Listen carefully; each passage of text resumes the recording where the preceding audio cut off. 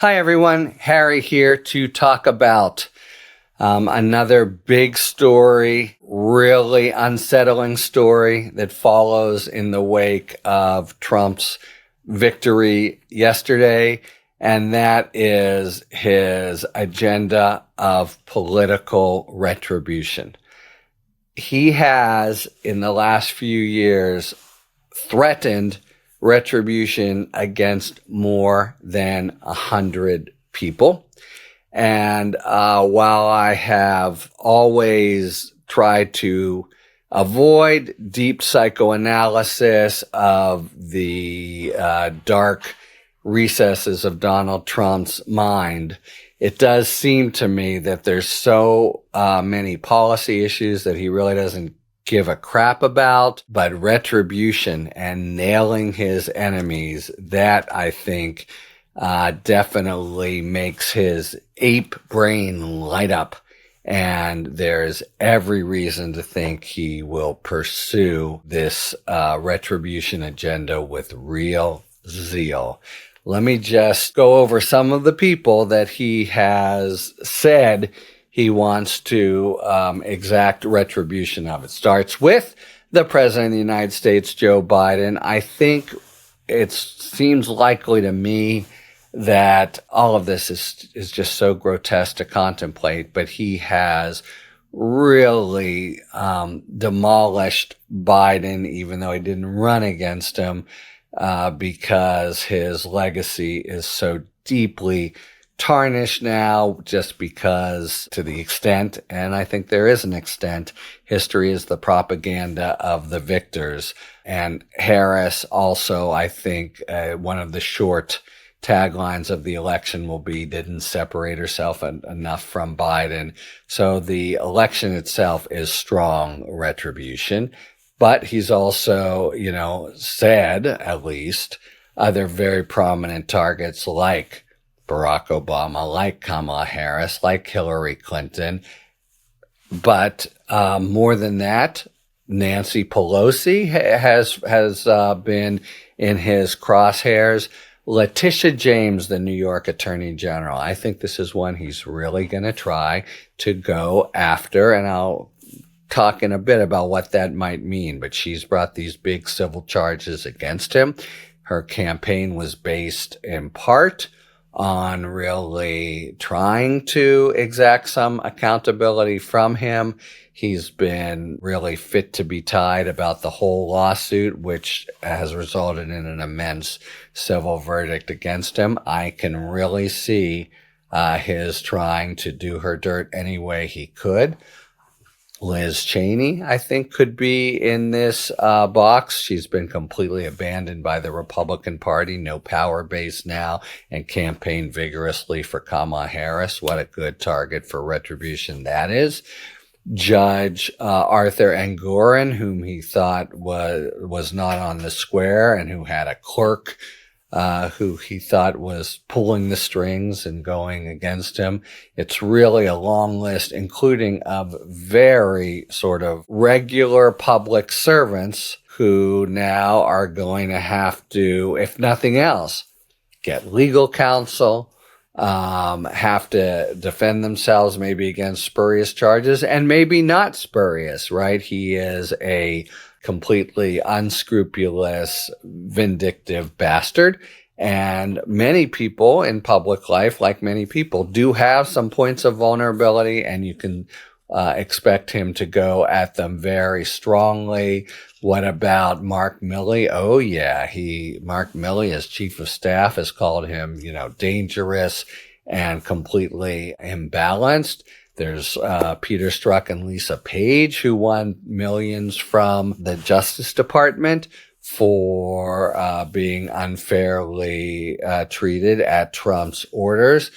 Newly elected Senator Adam Schiff, could he maybe go after him? What about fixer turned deep antagonist Michael Cohen? It's a long list. And he has a lot of power.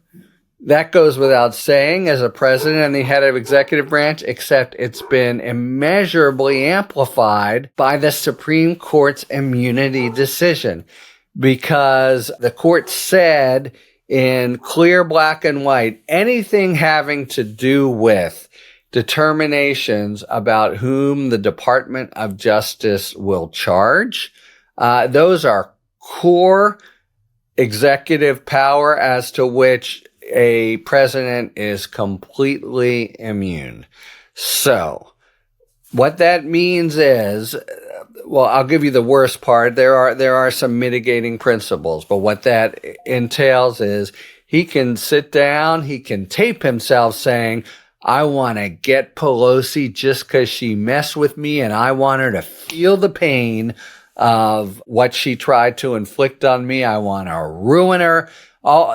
He can, in other words, make it very clear that he is pursuing prosecutions that are meritless, that are constitutionally, that are unconstitutional if you're doing it based on, say, First Amendment principles, or based on things their views that they held. A government can't do that. Or based, say, on race or ethnic identity. There are many ways to exercise both the prosecutorial power and the pardon power, which he's promised to do promiscuously. A lot of PR is there, but stay with me. And the obvious reaction is, you can't do that. That's a crime. But now it isn't. And he knows that principle very well. He just can't be in any way compromised. And, he's a ruthless politician who, to the extent other people, say in the Republican Party, say you're going too far here, the only organizing axiom of this government is personal loyalty to Donald Trump. So those voices are going to be quieted. Now, it's very hard for him to make real mischief with the DOJ without others helping him.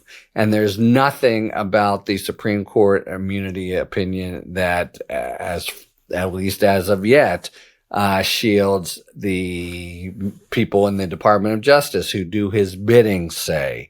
And so that will make it complicated as a practical matter. And there may be some political checks, but political checks normally would be about not wanting to appear to be too crass or retributive. And those just don't apply to Donald Trump. He has run saying repeatedly, we're going to go after these bastards. And the American people voted him into office knowing that full well. So I wouldn't expect that to just be campaign rhetoric that he will temper. So the bottom line is the combination of his real retributive zeal and the long list of eminent public servants that he wants to try to make trouble for, all on the one hand. And on the other hand, the Supreme Court's immunity decision, really a terrible departure from a constitutional bedrock principle that you just can't use government power to feather your own nest, and that no person is above the law.